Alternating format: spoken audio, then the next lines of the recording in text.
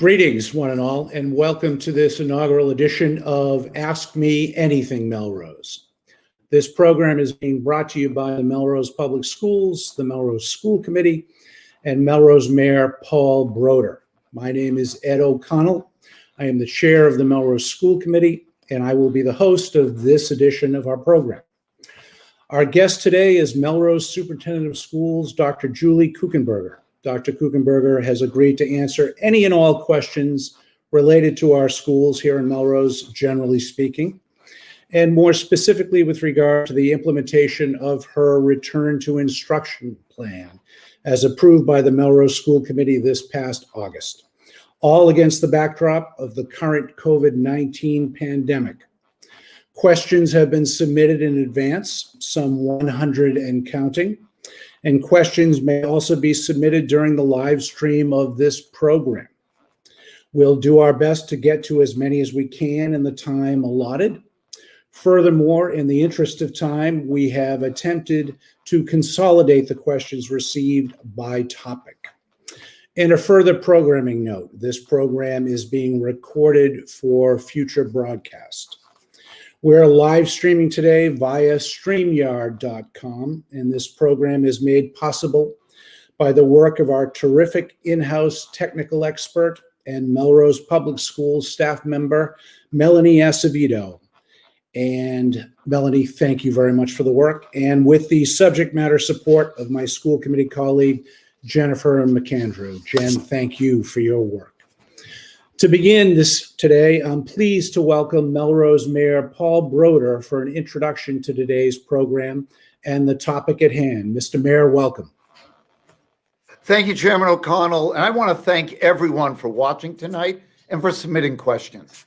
As you all know, COVID has presented unprecedented challenges for everyone, especially our school district. Parents, teachers, administrators, support staff, and most especially our students all have questions and concerns about schools in general, remote learning, hybrid models, synchronous versus asynchronous learning, special education, athletics, extracurricular activities, and more. Many of you have raised these concerns through social media, email, or during one-on-one conversations. As you might imagine, it can be quite challenging to respond to each inquiry individually, particularly where so many have similar questions. The purpose of this Ask Me Anything program is to share information broadly and address with candor the questions you have submitted.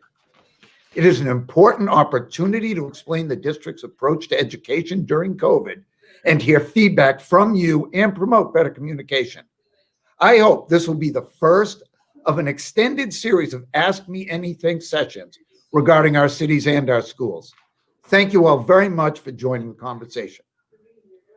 Thank you very much, Mr. Mayor. Much appreciated. And it is my pleasure, without any further ado, to welcome our Superintendent of Schools, Dr. Julie Kukenberger. Dr. Kukenberger, welcome. Thank you for being with us.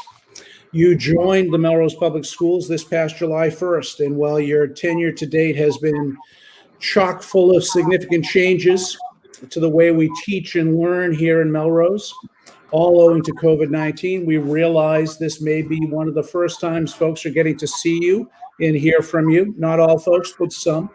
And so we thank you for the time. And as the name of our program is Ask Me Anything Melrose, let's get right to those questions. We have a great opener, in fact, which comes to us from Dan DeRico, a parent in the district. After all the thoughtful pre-planning that was done, how do you feel, Superintendent, we are doing thus far in practice, particularly with regard to K and first grades in the hybrid model? Well, first, Chairman O'Connell, I'll say thank you so much for having me tonight. Good evening, Melrose. It's my honor to be here with you and answer as many questions as I'm able to in the next hour or so. So how are things going so far? I would say amazingly. Our little learners, our preschoolers, our kindergartners, our first graders are doing an outstanding job adjusting to the protocols and to what school needs to look like at this time in order for all of us to mitigate risk and stay in school longer. I've had a chance to visit all of our elementary schools, and our teachers are also doing amazing work. It's pretty remarkable to think how much they have adjusted their practice and adapted to the needs of today's learners in such a short window of time.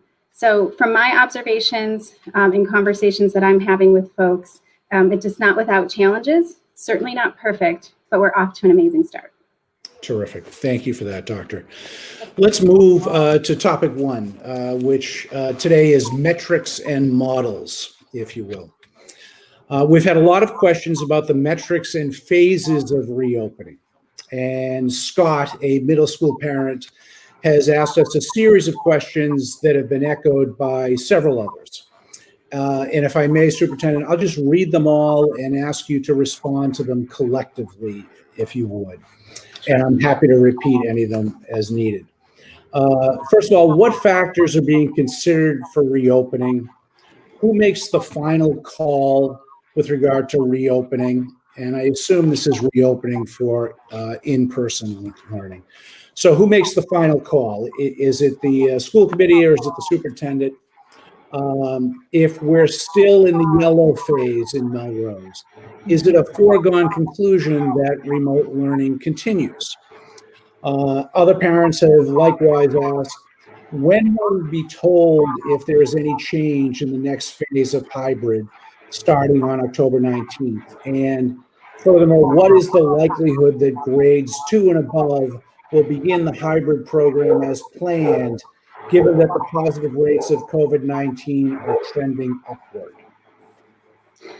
Okay, so first I'll start by saying we are open. School is in session. The first official day of school was Wednesday, September 16th, and all of our students were engaged in various learning and relationship building activities. Our theme this year really focuses on relationships, routines, and resilience. And so those first few days were used as transitional days. We had, even before the 16th, some activities that started for students, but our highest needs learners, who in terms of our return to instruction plan, we call Group C in Melrose, those students started all in person right on Wednesday, September 16th, and they've been coming every day, all in person every week. Our kindergarten and first grade students started in the hybrid model on the second day of school, which was Thursday, September 17th. We had a practice day for cohort 1, kindergarten and first grade students, and then a practice day for cohort 2, K and 1 students. And then they've started their hybrid rotation on the following Monday. So they're in their third week. This is cohort 1's second full week of instruction. So we're open and things are going great. We are learning a lot about the hybrid model that's going to inform our next phase as we approach October 19th. So we are on track and on pace. At this time, everyone should be planning to be returning to school if your student has chosen the hybrid model on Monday, October 19th. Those students who have chosen the Melrose Distance Learning Academy, they'll stay learning remotely and we'll see no change from what they're experiencing right now. But our hybrid learners in grades 2 through 12 should start thinking about nighttime routines, bedtime routines. One of the things that's going to be different for those students is that we are going to ask them to bring their devices back and forth because we have disseminated most, if not all of, not all, but most of our Chromebooks that we had in district, and we're awaiting a shipment that's coming in soon, and then we have more coming scheduled for December. But one of the new nighttime routines that I would ask families to think about as we prepare for our next phase of the return to instruction plan is making sure you're charging your device every night. So that's a new job that our students will have. We do not have enough outlets in every classroom for every student to be charging their device all day long. So I've spoken with IT and they have confidence that the devices, when fully charged, should last 8 hours, so that we should be good to go with that. In terms of who makes the final call, of course, ultimately it's my decision per the memorandum of agreement that we have with the teachers union, but I rarely, if never, make a decision in isolation. This is going to be a community decision. If something needs to change, that's different from the course that we're currently on. But as we speak today, the city of Melrose has been doing a fantastic job keeping our positive COVID cases low. Although, yes, we are in the yellow, that's not the only indicator that's going to determine what phase of learning we are in or what learning model most students are experiencing. So I looked at our numbers on Wednesday. As you know, they're updated every Wednesday by 6 p.m. And although we are, I think, one case higher than we were in the last report, remember, this is over a 14-day span. So we're always kind of looking at 2 weeks of data when we look at that color coding system. But our percent positivity rate is still less than 1%. We're at 0.65%. So that's good news for us. And our average daily incidence per 100,000 here in Melrose is just 4.7. So on the large scale, things are staying pretty stable here in Melrose. And that's largely in part to our community. All of you are doing a great job of wearing your masks, washing your hands, maintaining that physical distance, and staying home when you're sick. And that's the most essential thing that we can all do in order to ensure that our students are coming back in person, those who are ready and have selected that, and then staying in person. So keep up the good work on that end. In terms of any changes, so one of the things that we did in developing our plan, and something that was really important to me, was making sure that we had a common schedule. So no matter what learning model your child is in, whether it's in person, hybrid, or remote only, the schedule looks relatively the same, and that was intentional. I mentioned before about those relationships, routines, and resilience, and having a common schedule is really essential to establishing really good routines. And this is going to be an asset to us if and when we have to flow in and out of these different learning models as we enter the next phase of our plan. So for example, I would use the example of going from the full best fit model on October 19th, where we have some students who are all in person every day, 5 days a week, every week, some students who are in that hybrid cohort rotation, and some students who are learning from home. If there became a situation where we had a spike or we had an outbreak, really, and I needed to either make an adjustment for a class or a school or a grade level or the whole district, it would be a lot like me just giving you a call in the morning as I would for a snow day. And we should be able to very smoothly transition from that in-person model to remote only. And this phased in approach, where we've been remote for the last 4 weeks, is really essential to helping us be able to do that. So that could be an overnight switch. More challenging is when we're in a remote only model and getting ready to come back in person. That takes a little bit more planning, and we're going to want to give students and families a heads up, much like we're doing tonight, to say we're ready, plan on October 19th, start reestablishing those routines, and get prepared for what coming back to school is going to be like for your learner. So before we move on to the next question, I'll just add one more thing about coming back to school and those routines. Another thing that we're asking all of our students to have every day, so school supplies look different. It's the charged laptop every morning. It's a water bottle that they can refill. We have bottle filling stations. We are not using bubblers for obvious health reasons, but we do have places for students to refill their water bottles. And we want to make sure that they're staying hydrated because they will be wearing a mask for the majority of the day, with the exception of meals and mask breaks. Also, we're asking that students wear their mask every day. And I was just looking for mine. I don't know where I stuck it, but we're asking for students to make sure they're wearing a properly fitting mask every day. That properly fitting means it's snug over your nose and under your chin, and to have a backup mask in your backpack that's either like in a Ziploc bag or a brown paper bag so it can stay clean. That way, if something happens with your mask, if you have a big sneeze, if it gets soiled in any way or breaks, you have another mask that you know fits you really well on hand. Very good. Thank you for that comprehensive response, Dr. Kukenberger. Much appreciated. And you'll be presenting on all of this again in as much detail, if not more, at the upcoming school committee meeting on October 13th. Yep, I'm going to continue to provide updates on the implementation of our plan throughout the school year. Very good. Thank you very much. Let's move on. Same issues from a different angle, if you will. A parent asks, how can we justify moving ahead with the reopening when the numbers, cases, hospitalizations, deaths, and infection rate in the region are all higher than when school was originally scheduled to reopen last month? What's your take on that? So my take on that is that we really need to think about our local context. And so every decision that we're making is evidence-based. We're looking at a variety of data sources and working really closely with our local Department of Health. I speak with our Director of Health, Ruth Clay, daily, sometimes multiple times a day. She thought she was on vacation this week, but I called her this morning and we had a long conversation. And so that, I think, should give the community confidence that, we're not making these decisions in a vacuum. We're really looking at all the factors. And even if the numbers, let's say hypothetically in Melrose, did start to increase in terms of positivity rates, we would still be asking a lot of questions about that. It's not just the color coding system that's going to determine what learning model students are experiencing. Questions we'll ask is like, well, what's causing the uptick in numbers? Is it a cluster? Is it related to the schools?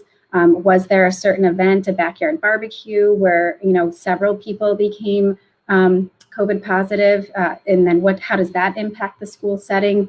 So there's a lot of factors that go into it. And although the numbers are rising around us, we do have more control here in our own city than we might have thought even 3 or 4 months ago. We know that wearing the masks, washing our hands frequently, maintaining that physical distance, and staying home when you're experiencing symptoms or know that you've been exposed to someone who is COVID positive have really helped control the numbers here in Melrose. Very good, thank you. Continuing on the theme of metrics and reopening and phases, if we can. Many parents have questions about the triggers, if you will, to then move up and down a level from hybrid to fully in person, for example. And here are some of those questions that, again, perhaps you could respond either individually or collectively. Sure. Is the district fully prepared for in-person instruction? At what point will we possibly go back to all students being back to fully in-school learning? Do you think we will get to that point? We know it is hard to know for sure. And has there been any thought of speeding up the full in-person for kindergarten and first grade to be every week instead of the hybrid model? With one parent stating asynchronous hybrid is extremely hard for kids that don't know the first thing about reading, writing, and math. Your take on that, Doctor? Sure. So I'll start. The first question, I think, was, are we prepared for fully in-person instruction? We're prepared for in-person instruction. We have all of the safety supplies that we need in order to ensure that our staff are able to mitigate as much risk and that our students are able to mitigate as much risk as possible. And notice that I keep talking about risk mitigation. That's intentional. I've come to kind of do away with using the word safe, if you will, because what I'm learning is that everyone has a different definition of safe. And I'm never going to promise you anything that I know we can't deliver on. And so I can't promise that no one will ever be positive in the Melrose Public Schools. But what I can promise you is that we're doing everything within our control to mitigate the risks. So that includes maintaining, actually exceeding the state guidelines around physical distance. So we are requiring 6 feet of physical distance, seat to seat at all times. We've prepared our classrooms and instructional spaces with visual cues like floor decals and signage to help students and staff begin to understand what that looks like as they move about and through the school day. We've also outfitted every single classroom with like a COVID cleaning and care kit. And inside those COVID cleaning and care kits, classroom teachers have been given a box of gloves that they can use for when they're cleaning or disinfecting surfaces if they would like. They've also been given masks, adult masks, that in case they need to replace the mask they're wearing or a student needs to. They have child-sized masks for the younger grades. We also have, every classroom will be given 1 microfiber cloth per day that will be switched out by their custodian and cleaned for them weekly, so that every day they'll have that for cleaning in their classroom if they so choose. They've been given a bucket of disinfectant wipes. These wipes are for the adults to use only. They're not for the children to use, but they're to sanitize and disinfect high-touch surfaces like doorknobs and things like that. The classroom teachers have also prepared materials for students, so no students will be sharing materials. Every student is given their own materials to use throughout the day or week, depending on the program and the design of the lessons that the teacher has prepared. Every classroom's also been given 2 boxes of tissues, which doesn't sound like a big deal, but in the past, parents, we've relied on you to provide those types of things. And we want to, make sure that we're doing our job to have everything we need in the classroom. We've also given every classroom in those kits a spray bottle where a soap and water solution will be put in the bottle every day, and the custodian is responsible for refilling that for the classroom teacher and students. We chose soap and water because after lots of research, it was the one thing that we knew is effective in combating the coronavirus and is also safe for children to be exposed to during the day. And they can use it as well. So after meals, or if their desk becomes soiled, they can use this solution to clean their desk and wipe it either with a paper towel or a microfiber cloth. I know I'm forgetting a few things that are in the kit because I'm working from my memory, but another thing we have found through our extended school year program, which was all in person, was that when students take their masks off by their ears, the ear holds, and they fold their mask, they need a place to safely store their masks so it can stay clean when they're having a mask break or enjoying a snack or a meal. And so we're using just brown paper bags for that. It's something that they can reuse, but if it becomes soiled, it's a low cost and easy thing to replace and recycle. So all of the classrooms have all of those things, plus a few additional things.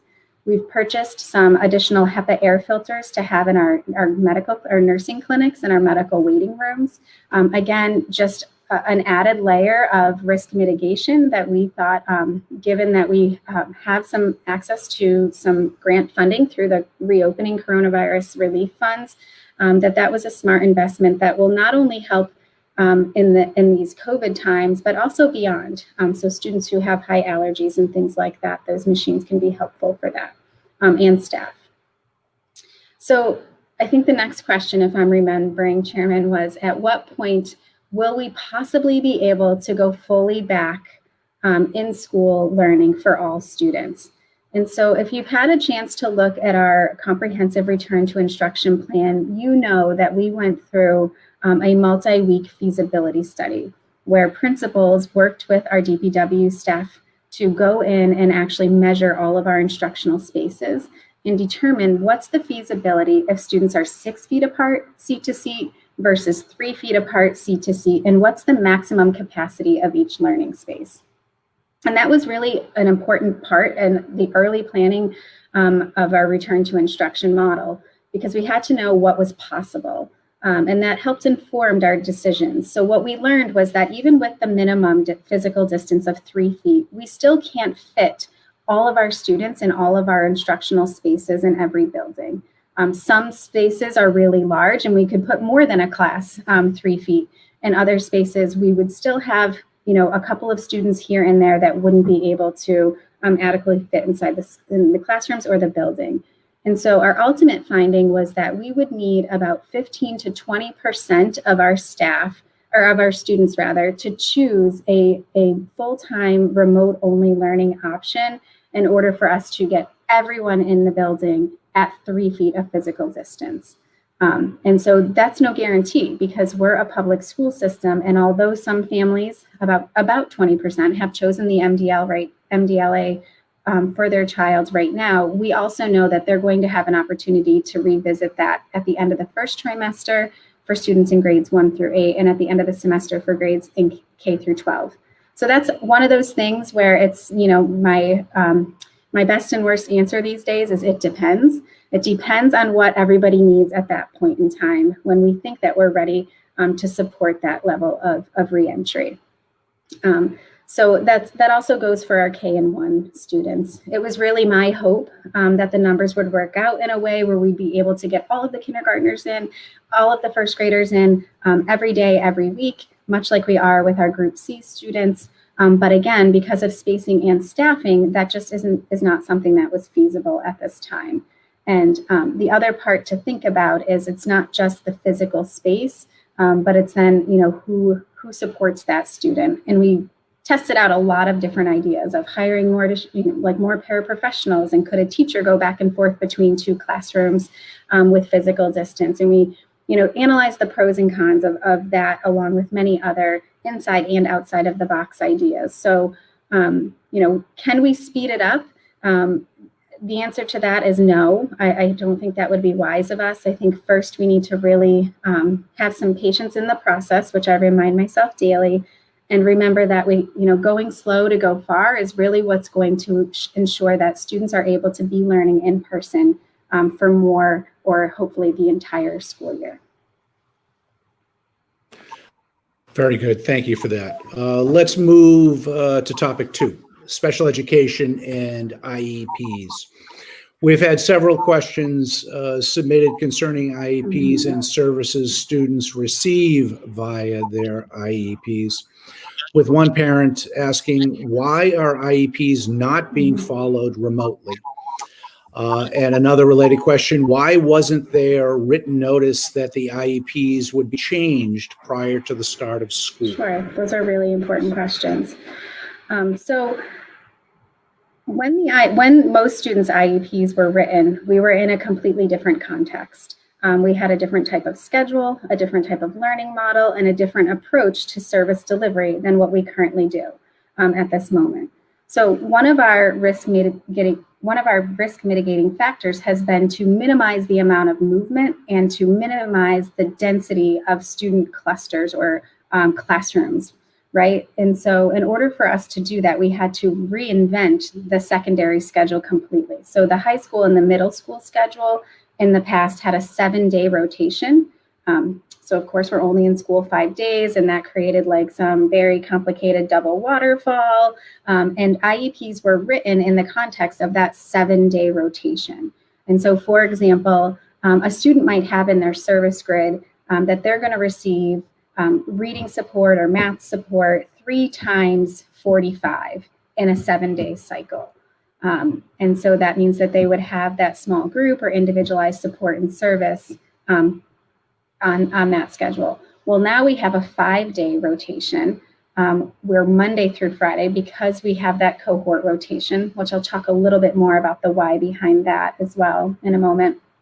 And classes, rather than them having 6 or 7 classes in a day at the secondary level, students are only transitioning 3 times. And the why behind that was to minimize the amount of density in the hallways. So, imagine, 800 students traveling through the high school or middle school at any one time. The hallways get really clustered. It's kind of like salmon swimming upstream for a visual. And so we want to avoid that because we need to maintain that physical distance. So at the middle school, and the high school, they're having 3 periods a day as opposed to 6 or 7, and they're 90 minutes long. At the middle school, the students aren't traveling to classes like they would on their grade level team. Rather, the teachers are coming to them. And then at the high school, the students do transition, but it's only 3 times a day rather than twice as many in our pre-COVID schedule. So with that being said, that's why the IEP is not being implemented exactly like it was, because it was written for a different schedule and a different time with a different context.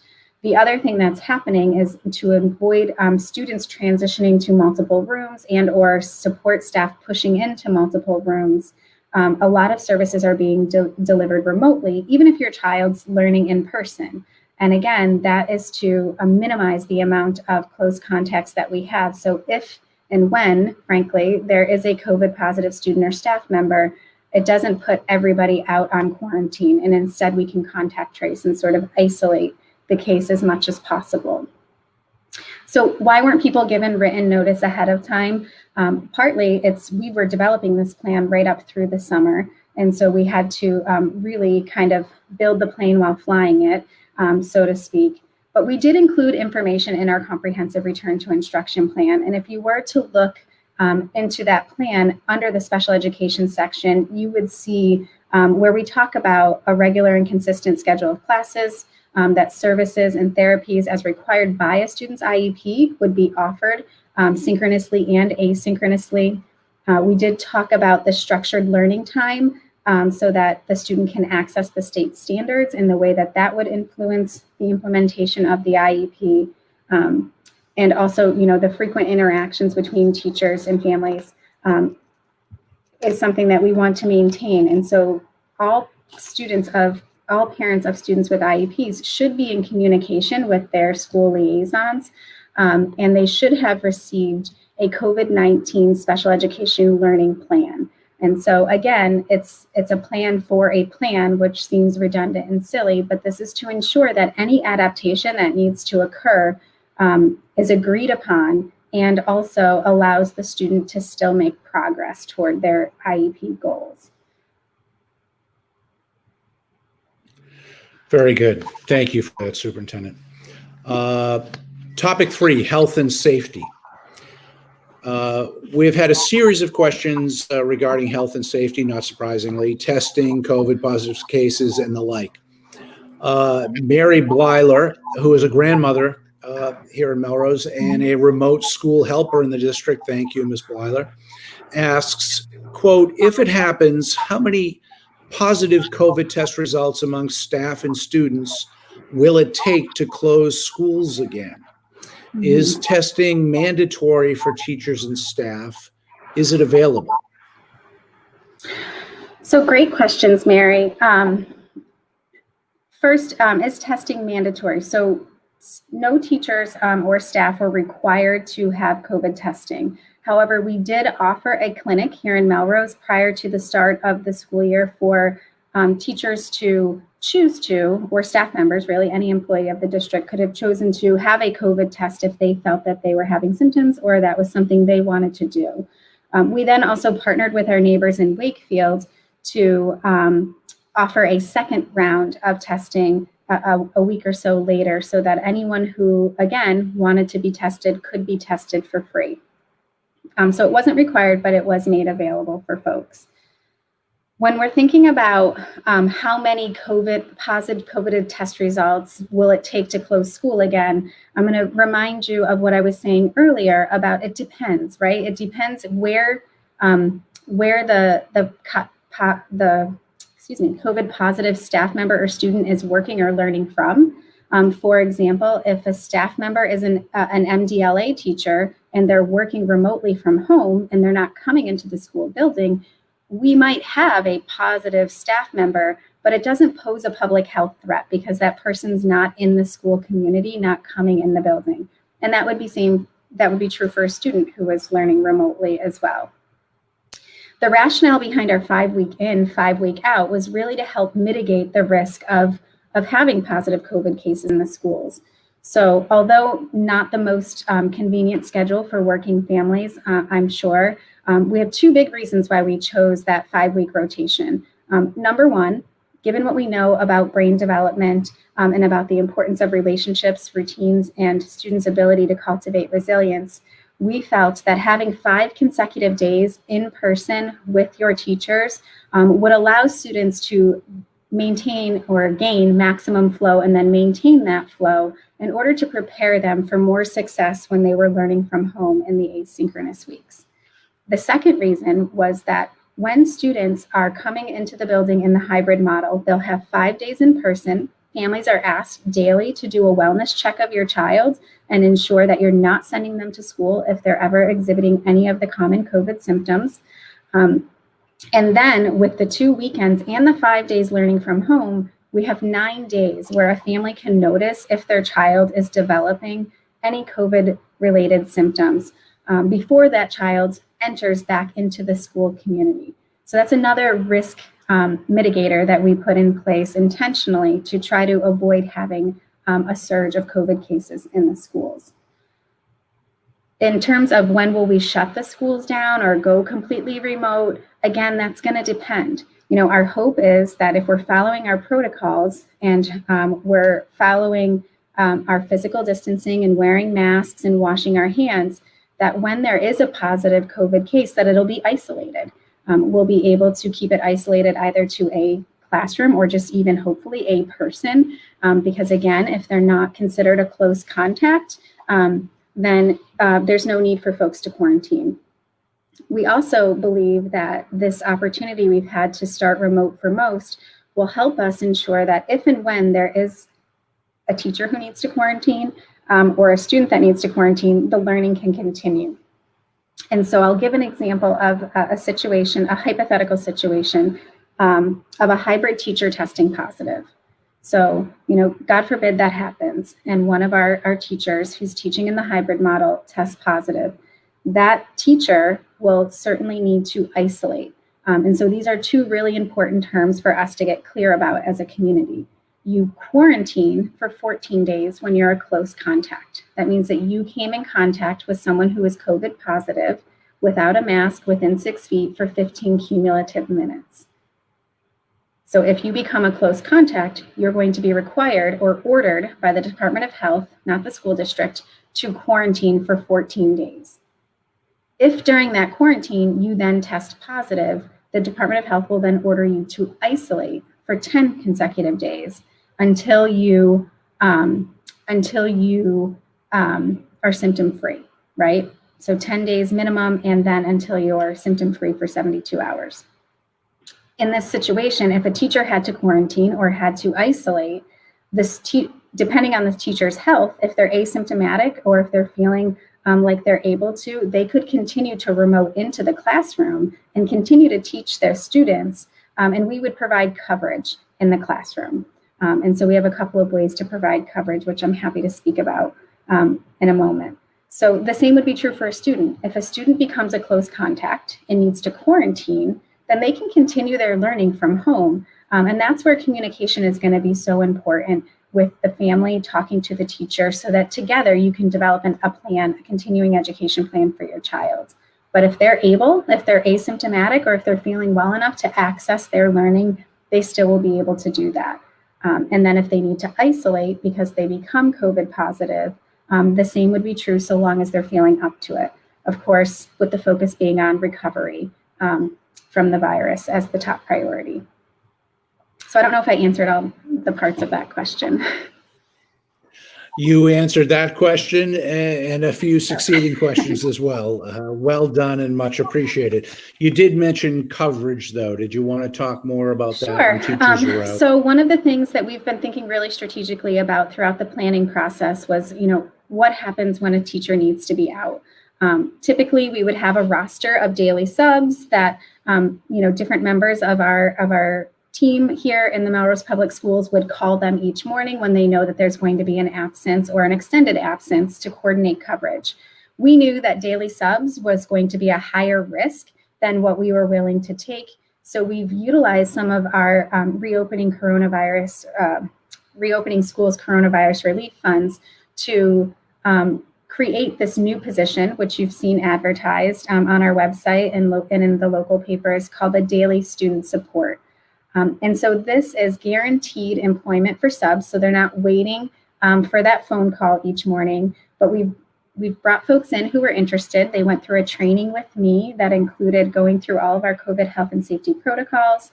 And then I also walked them through our comprehensive return to instruction plan, so they knew exactly what they were signing up for. We talked about the nuances between elementary, middle, and high school, because it does look really different at each of those phase levels. And then if that sounded really fun for them and they were willing to commit, we talked about what would be their preference in terms of the age of students they wanted to work with and what schools they had a preference for. Again, much like we did with our students and our teachers, we're trying to accommodate everyone as best we can because we want folks to stay committed to us. I also asked them not to date other districts. So typically when we have a daily sub, they could be subbing in multiple districts. And for us in Melrose, that was often the case because we had a lower rate of pay than some of our neighboring communities. So through these grant funds, we were able to increase the pay to be more competitive. So it is $100 a day.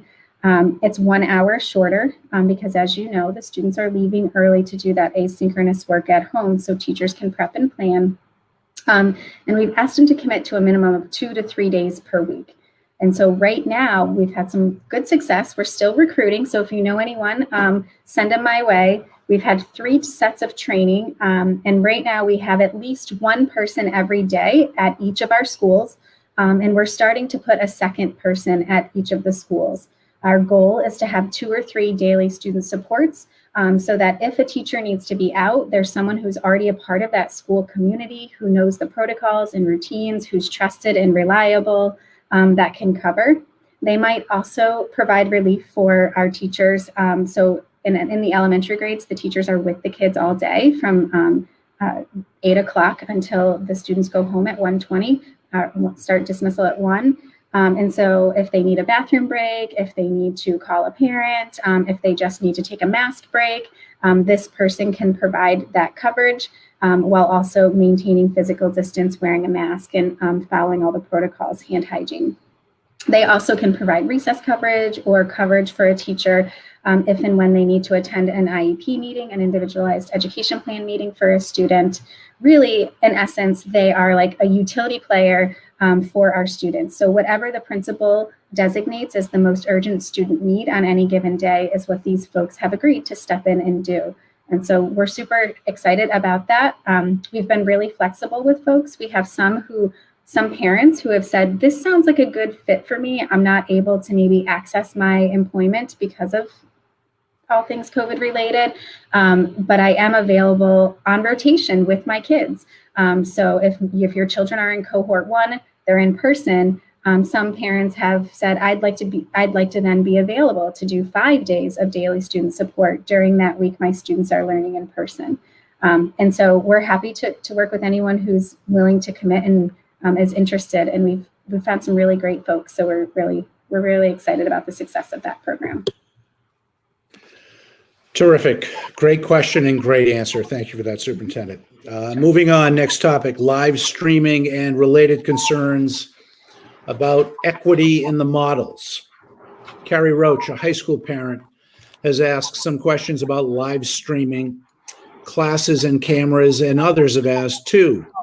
Ms. Roach asked, why did the district not invest in cameras so that Melrose High School classes, especially the core classes, English, science, and math, could be live streamed to the high school students that are not in class that week? And I should say, Superintendent, that this question about the live streaming of in-person classes to students who are working from home is a recurring question. We're seeing it come in multiple times during this live stream. So if you could speak a bit to your take on that, that would be appreciated. Sure. So this is a popular question, and it's something that we've talked a lot about and have thought a lot about. One of the things that is always a part of my decision making is, in a moment where we're asking people to do everything they've done differently in their work, we're often asking ourselves what needs to be mandated and what needs to be nurtured. And one example I would give is, where teachers work from or where staff members work from. Some districts required that their car was in the parking lot and they walked through the threshold of the building on day one. And that was the choice that they made. That would be a mandate, right? We chose to nurture that. We chose to encourage staff to make sure that their spaces were ready for them if they were ready to come into the building and begin working and learning from their space during those 10 days of professional development. And the majority of our teachers are. Those who can are. Those who aren't because they have there's a variety of factors that are driving that. I feel very similarly about live stream. I know that there's some districts who just said they're doing it. We wanted to make sure that we're supporting teachers with all of the learning and growing that they're doing, and making sure that we're delivering a high quality teaching and learning experience for each and every student at a pace at which we can support. And so part of it is technology infrastructure, really making sure we have the right supports in order for everyone to be live streaming at the exact same time. and also supporting students who are learning in person. So there's a bunch of different dynamics that go on there. We did invest heavily in our technology. Our IT department has been working around the clock all summer long to ensure that all of our teachers have brand new laptops. This is not something that they had before. They had desktops. So even right now, I'm live streaming from my laptop, but it's hardwired to a docking station in my office in order to ensure that I have that stable internet connection to make it through this presentation. I'm also not moving around, or I'm trying not to move around, sitting here in my office. This is not the way teaching happens. Teachers move about the room, they're interacting with students in a variety of ways and using a variety of materials, some that pick up nicely on the laptop and others that don't. So that was one of the kind of factors. We also invested in student devices, prioritizing connectivity and making sure that each student will have access to the classroom, because this is how they're accessing their classroom in remote only. And we needed to be prepared for that if that became a situation that every student needed to be engaged in. And so I'm not giving up on live streaming. I know that there's teachers that are already wondering about it and thinking about it. We're working with IT to talk about what tools would be necessary to enhance a live streaming experience and make it more manageable for students. So for example, some of our teachers have document cameras in their classrooms. And what that is, if you're unfamiliar, is a tool that hooks up to your computer, and then any document or item, you could put, this mug underneath it, and it projects it onto the screen or through the laptop. And so that's something that we think could enhance the instruction and make for a better live streaming situation. The other challenge we have is audio amplification. And so some of our classrooms have decent acoustics, others not so great.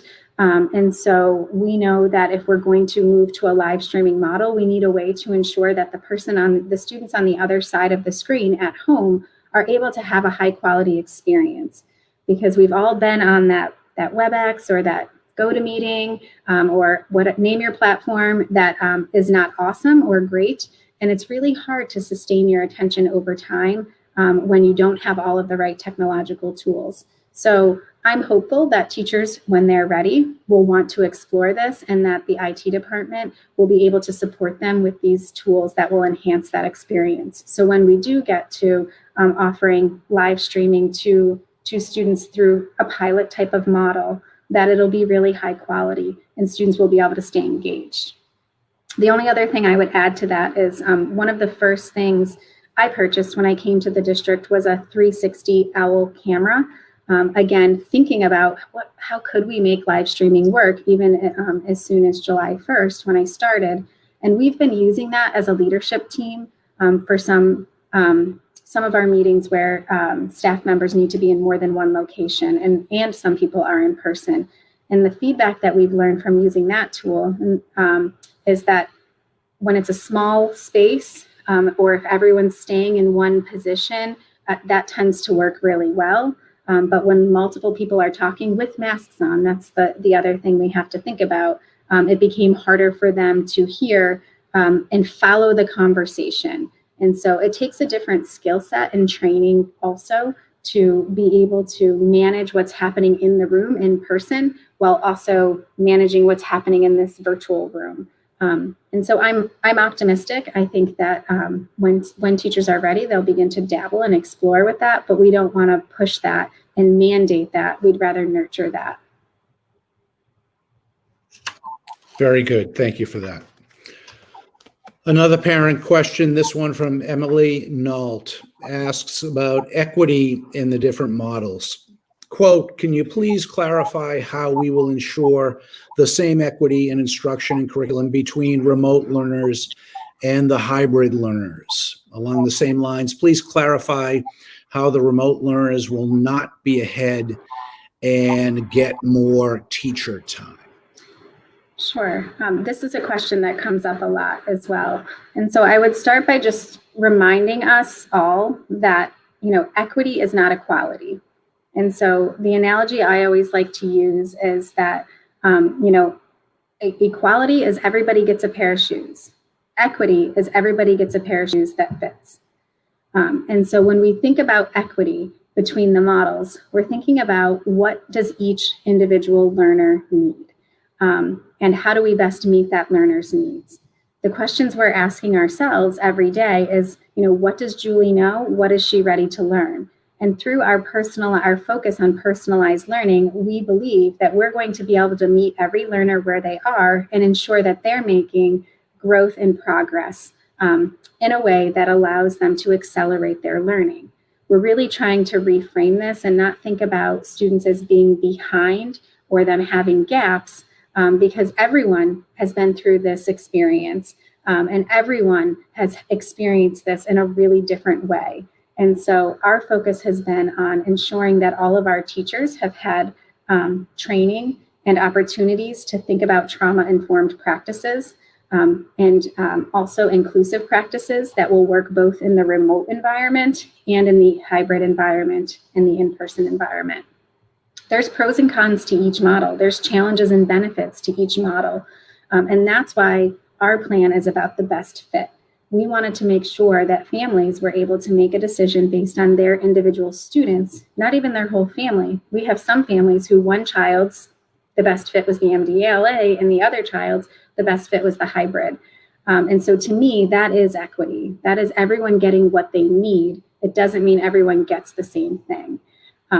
And the benefits of that those students who are coming in the hybrid model for that in-person week will never be replicated in the MDLA model. And we know that, but we also know that the gives to get balance out dependent upon each individual student. One of the things we're committed to, and this is why having that common planning time each and every day, although inconvenient for families because we're releasing students earlier, an hour early, and we're asking them to do an hour of asynchronous work. But part of that was to ensure that we have equity at the forefront of all of our planning and instructional delivery. So that enables every staff member across the city to be available at the exact same time, so that whether you're a remote-only teacher, a hybrid teacher, or an in-person teacher, you're able to collaborate with your colleagues and lesson plan together. And we're really encouraging our grade level and content teams to co-plan, to work smarter, not harder. And you'll find that in some of the grade levels, there might be one teacher who's delivering the science instruction or developing the science lesson for their colleagues to deliver across the city. That's how we ensure that we have a guaranteed and viable curriculum for all learners, no matter what model is the best fit for them. Terrific. Another great question and a great answer. Thank you, Doctor. A question regarding the Melrose Distance Learning Academy from Jillian LaRosa, a parent who asks, quote, why is the MDLA kindergarten day as long as it is? And can you share any research or studies or thinking that was used to help make this decision? What was it specifically that drove the Melrose Public Schools to take the approach that we are taking? Sure. So our why behind the schedule was really to make sure that we had that consistent routine, so that no matter what model students are in, they have access to the same curriculum, they have access to the same materials, and the same opportunities, although they might look different or be delivered differently. We don't think or believe that kindergartners or any learner or adult, frankly, should be on a screen for 5 hours a day. And that's not our intent in the MDLA. And I think what I'm learning and seeing from our teachers is that although students are logged in all day, the expectation is not that they're looking at the screen all day long. There's different times throughout the day, depending upon the teacher and the class and the work that they're doing, where the teacher might invite the students to remain logged in, but turn off your camera and mute yourself while you independently work with these materials or work on this task or project. So the intent was for students to be connected to their teachers for 5 hours a day, not necessarily be absorbing screen time for that many hours in a day.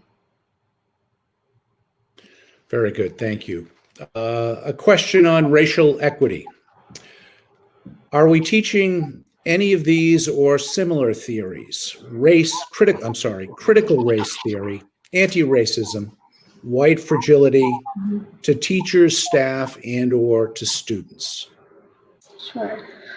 So throughout the summer, actually prior to me officially starting, I participated in weekly community circles there was about 30 of our staff members who on Sunday evenings, this was immediately following George Floyd's murder, that Sunday night, so that happened on a Thursday, Sunday night, I logged in at 8 p.m. to a community circle that was facilitated by our SEL, social emotional learning specialist.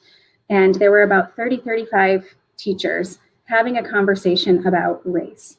And I was so amazed and pleasantly surprised at that level of response and commitment. And to think, on a Sunday night that many folks were engaging in this really difficult but necessary conversation. And those conversations continued weekly throughout the spring, through the end of the school year. While that was happening, many of our coaches, under the leadership of our Assistant Superintendent for Teaching and Learning, Dr. Margaret Adams, were also had already created prior to that happening, a series of professional development opportunities that were offered to staff throughout the summer. Some of those included book clubs. So I know that some staff members read the book, So You Want to Talk About Race. Others read White Fragility. There was a whole variety of topics. I'm not even going to be able to remember all of them. That staff volunteered to participate in these book clubs and then have conversations and develop instructional materials based on what they were learning from these conversations. Additionally, there was a documentary series that was created for staff around a variety of social justice issues, where folks would watch the documentary prior to and then have different discussions and create community circles or conversations that they could then take back into the classroom with them in an age-appropriate way. So that was going on well before I came to Melrose and continued all throughout the summer. And then in September, all of our staff participated in a full day of training on interrupting racism and bias. The training is going to continue throughout our professional development days. So next week is October 13th already, and we have an additional 2 hours of required training, and that will happen on each of the 3 professional development days that we have. And staff continue to have conversations, and we continue to put resources out to families as well, because we know that schools do not create racism and do not create the racial justice issues that we're experiencing in our country. We certainly play an important role in helping solve them, but it takes the whole community to really do that. And so we know that we need parents to partner with us and be doing this work at home as a family at the same time that we're doing this work with staff and students inside the schools. So Dr. Adams put out this beautiful tool that had a variety of age-appropriate resources. If you haven't seen it, send me an email and I'm happy to share with you. But it had questions that you could use as a family to talk about some of these different topics and read alouds or videos that you could also access. And so in that way, we're trying to support the whole child and the family as we all work to be anti-racist together. We're also working to integrate and revise our curricula. So I'll speak specifically to social studies. That department has been working with the new history and social studies curriculum frameworks that came out from the Department of Massachusetts Elementary and Secondary Education, and they're also revising and creating materials that align to the teaching tolerance standards for social justice. And so we're asking students to connect their own individual identity to topics, to reflect on the diversity in our community here in Melrose and beyond, and talk about some of the identity issues of social justice while taking on civic action projects. An example would be the work that we're doing around Indigenous Peoples Day that's coming up on Monday.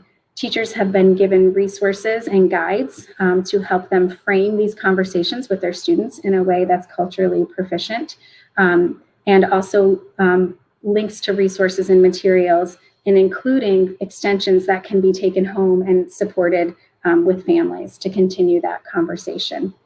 And so there's so much work that's going on in the Melrose Public Schools. It's actually really remarkable and very impressive. It's one of the things that caught my eye from day one, and I continue to be impressed and proud of the work that not only our teachers are doing, but our principals and our students as well.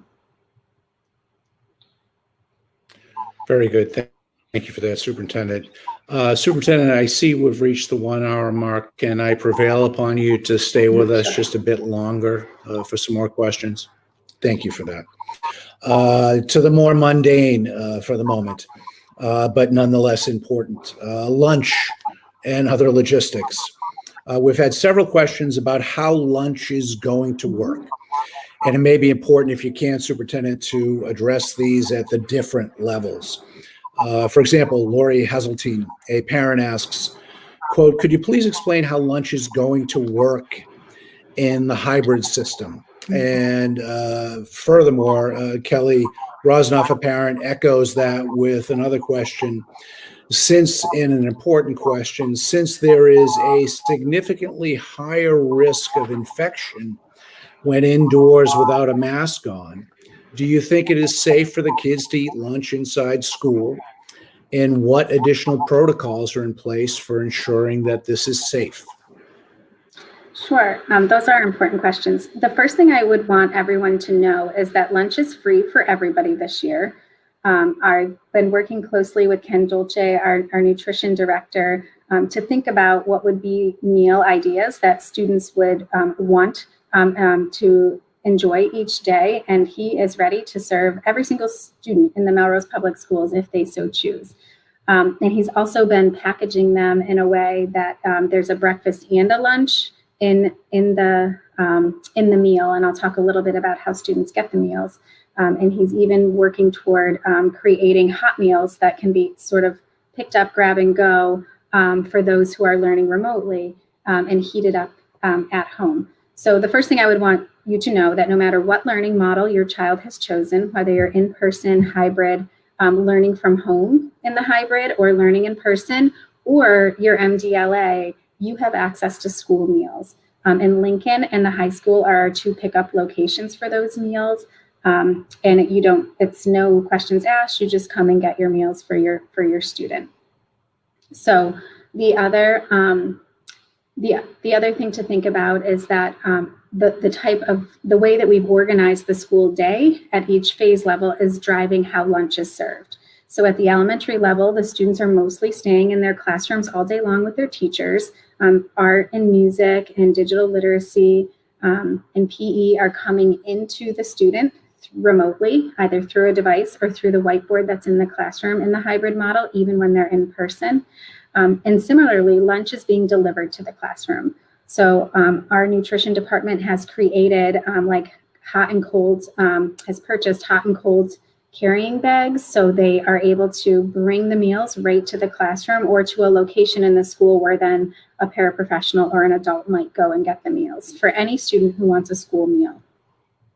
And students are eating meals in the classroom, preferably outside, weather dependent. And so I know that when I was at Horace Mann last week, there was a teacher who was taking advantage of the nice weather and had planned to be outside all day with her kindergarten learners, and they were having their lunch outside as well. So that's always an option for teachers. I would say to families, we want to be outside as much as we can. So making sure your child is dressed properly is going to be an important factor to your teacher being able to take advantage of that as an option. When we can't be outside, students are 6 feet apart in their classrooms always. We're also opening the windows during lunchtime so that when students have their mask off and they're eating their meals, there's air circulating in the classroom. At the middle school level, students will eat in the cafeteria. That will be one of the few times that the students are leaving their classrooms at the middle school. The other time is for physical education. And so in the middle school, we've taken additional desks or extra desks because remember, we have half the amount of desks in the classrooms and created dining stations for each student that are all facing in one direction and that are 6 feet apart or more, so that students can enjoy their meals in that space. And again, when possible, enjoying meals outside. And so we do have some picnic tables that have been provided out front through DPW to just expand the CAF space again in that way as well. At the high school, students will have a little more flexibility. You're noticing that there's sort of more restriction, and then as the students are older and more independent, we're allowing them a little bit more freedom, if you will, in terms of how they're moving about the building. So high school students will be transitioning to 3 classes each day, washing hands before and after transitions, of course, with either soap and water or hand sanitizer. And then they will have lunch in the cafeteria. So they're 15-foot tables. There will be 2 students, one on either end, facing the same direction if they choose to eat in the caf. And then also using the outdoor space. I know that Principal Merrill at the high school was thinking about the courtyard between the high school and middle school as being a place where students could choose to come and dine. For our students who are already in person, I see them outside in many locations out in the area of the parking lot towards where the Christmas trees sale usually is. Students are out there often, or in the overhang area, there's some picnic tables, and I've seen students and staff eating lunch out there. So we're getting creative. We're trying to be outside as much as we can. But again, remember, it's risk mitigation. So we have lots of layers. There's no one thing we're doing to mitigate the risk. But obviously students need to have meals. Very good. And you may have mentioned this, Superintendent, but even if you did, it probably bears repeating. My understanding is that lunches brought from home to elementary schools must be nut-free. Am I right about that? I actually am not. I don't know if that's for every classroom across the city or if it's specific classrooms. There certainly are some classrooms that are designated as allergy or nut-free classrooms. Very good. Start and dismissal times of schools have been listed as staggered times with an approximate 30-minute window. For those of us that have children in multiple schools, is there an actual time that children need to be in the building as well as for dismissal? Generally, or more generally speaking, how does the start and dismissal work with the hybrid model? So it depends on the school. All of the schools across the city from pre-K through 12 have a staggered start and a staggered dismissal. And so principals, I believe, have sent out communications, or probably will be resending them out as we prepare for more students to start coming in. But there's certain, like at Franklin, for example, I observed the drop-off where there's families were given a certain color, and then they're given a window of time, like a 10-minute window. That's their time to pull in if they're driving their student and drop their student off, and there's signage. It's pretty fascinating to see how well it works. It's highly efficient. Parents aren't getting out of the car and they're dropping their students off. So each school, depending on the queuing system that they're able to create and the campus that they're on, are going to have a different sort of drop off and pickup plan. But the idea is, again, we're de-densifying. So we don't want all of the families coming at once and standing around in clusters. We want everyone to maintain physical distance and be wearing masks. But we're able to, between 8 and 8:30, get all of the elementary students in, we believe. We've tested it obviously with K and 1, and at Franklin, they have the most students right now, and they've had some good success with their, or great success with their drop-off. So we're learning a lot from them, given that they have the most students right now. Same thing at the end of the day, it's a staggered dismissal. So your principal will tell you what your dismissal time is, and then you'll make sure you're either there if you're walking or bike riding at that time to receive your student, or in the queue if you're driving. Very good, thank you. Secondary school scheduling, if you will. 4 different parents have submitted essentially the same question about the 90-minute blocks at the secondary level, especially with regard to the middle school. Quote, what is the reason for these longer 90-minute sessions 2 times a week at the middle school level? Are there any plans to revisit this model for students who are struggling with that type of schedule? Sure. So pre-COVID, I believe the blocks at the middle school and high school were 54, 55 minutes. I don't remember the exact number. And when we started looking at how can we mitigate risk, one of the factors that we felt was important was minimizing the number of transitions. We talked about, the feasibility of high school students being in the same room every day. What would that look like? Is that possible? As you know, that's possible at the elementary level because all of the kids access the same courses by the same teacher all at the same time. At the middle school, they have a team model, and so they share teachers across the team. Because there's more content expertise at that point. So, a science teacher might teach 3 classes in a day. And then at the high school level, it's really individual student based, right? The schedule's driven by what courses, what credits, what interests and electives students have. So that is really unique to the individual student. So minimizing the transitions, the only way for us to do that was to extend the block. And so that was one of the whys behind it, was to de-densify hallways, to minimize transitions. Another was to give students a chance to focus in on, those courses for that day rather than running through their whole schedule every day on a rotation and in a waterfall schedule. So that was something that we thought would be a benefit to the students. The intent, however, I want to be really clear, has never been that the teacher will teach for 90 minutes straight. That's never the case. Teachers aren't providing direct instruction. They weren't pre-COVID for a whole 55 or 56-minute block. There's always a level of, instruction, direct instruction, in the form of like a mini lesson where the teacher's making connections, delivering the teaching point, allowing for some active engagement, and then linking them off before they go to do some independent or collaborative group work. And that will be the same in the hybrid model and in the remote only model. Again, there might be a time where the teacher's teaching a lesson and then asking students or inviting students to turn their camera off and work independently for some period of time. Keeping logged in during that time allows the teacher to call them back or allows the student to, ask questions of the teacher. But in a day, they have those 3 courses or 2 courses, depending on their schedule, that they're focusing on. So those are some of the whys behind the 90-minute block. The biggest is, risk mitigation and trying to minimize transitions when students are learning in person. Very good, thank you.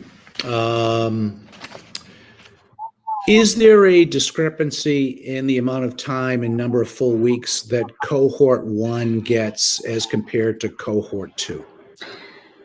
Yes, we have 170 school days this year. And so what we did was look at the calendar. We looked at the number of short weeks that they were, and we looked at when we were, officially starting school. So if we count the first 3 days as transition days, all students had the same access on those 3 days. And then you start to look at 1 week in, 1 week learning from home. And without us splitting a week and a day, because there's 3 days there, we would have to take like a short week and say, okay, cohort 1's going to be Monday, cohort 2 will be Tuesday, and we're going to split the next day, half and half. There was not going to be a perfect split.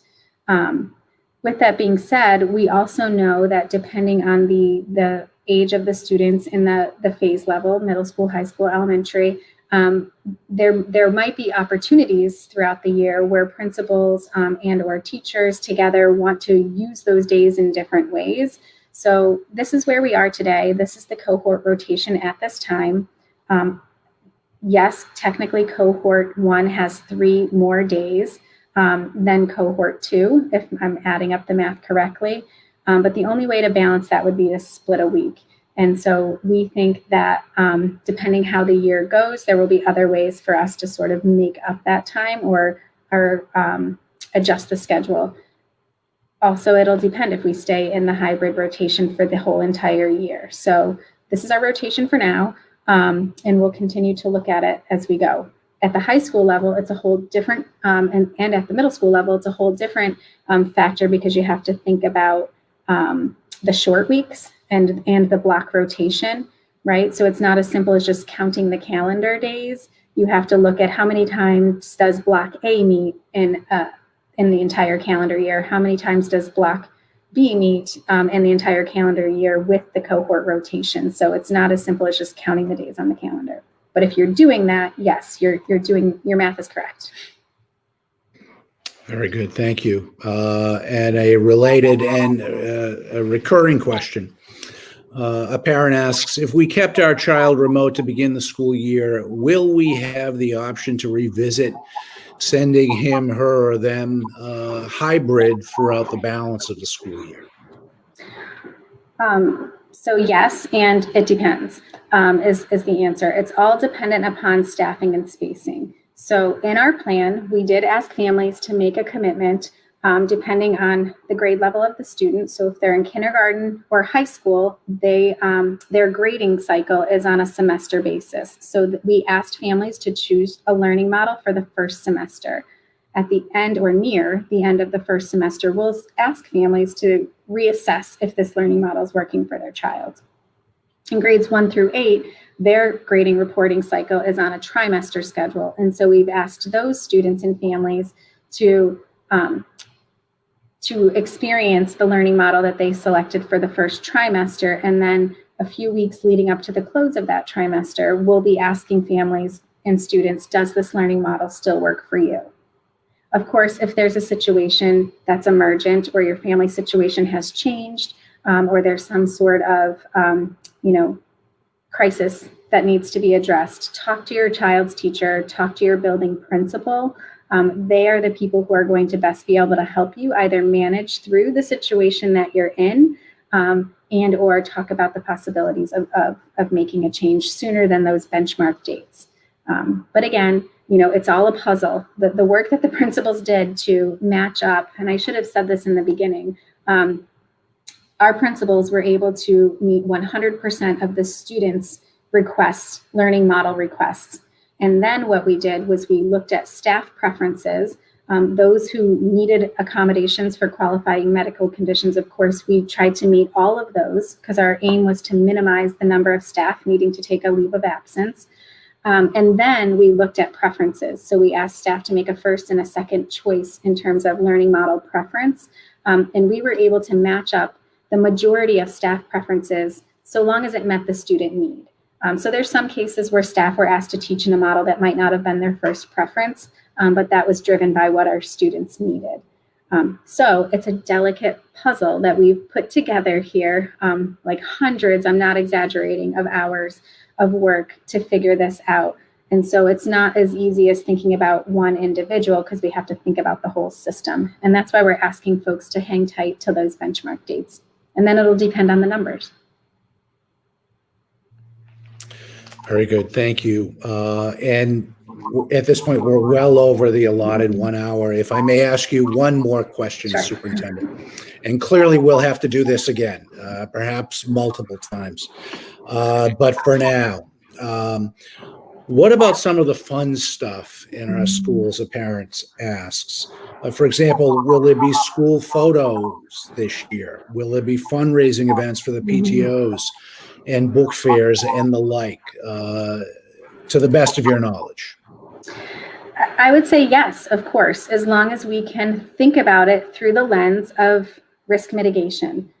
So, can we have school photos in a way where we're able to maintain physical distance and still have that experience? We think that we can do that. We know that we can do that. We've done that with our seniors, and we've partnered with Like Touch to create a very low risk way for seniors to have that experience. A little different than how it happens in the school day, because we just have that many more students and we're not making appointments and they aren't happening in the evening. But we are committed to figuring out a way to make that happen. Probably not this fall, because again, our priority is on getting the kids in. So we're trying to, go slow to go far, but definitely in the spring, I can see us hosting a school photo option. Fundraisers, events, I would look at graduation and project graduation. There was ways for us to work strategically with smart people in our community to make those events happen for our kids. They were fun. The risk levels were mitigated to the best that we could. And those were two really positive, successful events. So I am like the internal optimist, and I think that if it's good for kids, we should never say no because of logistics. We can always figure that stuff out with some strategic thinking and thoughtful planning. Very good. Dr. Kukenberger, thank you so much for taking the time My to pleasure. do this. And to Mayor Paul Broder, Mr. Mayor, thank you very much for organizing this program. Again, Melanie Acevedo, thank you so much for providing the technical support for the program. My school committee colleague, Jen McAndrew, for her subject matter support. And certainly my school committee colleagues for their support of this program and this initiative.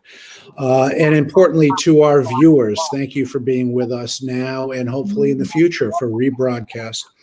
And certainly and importantly to those community members who submitted questions to help make this program possible. All much appreciated. To all again, thank you very much. And Doctor, I suspect we'll be seeing you again soon in this format and otherwise. Can't get rid of me that easy. Thank you very much. Thank you.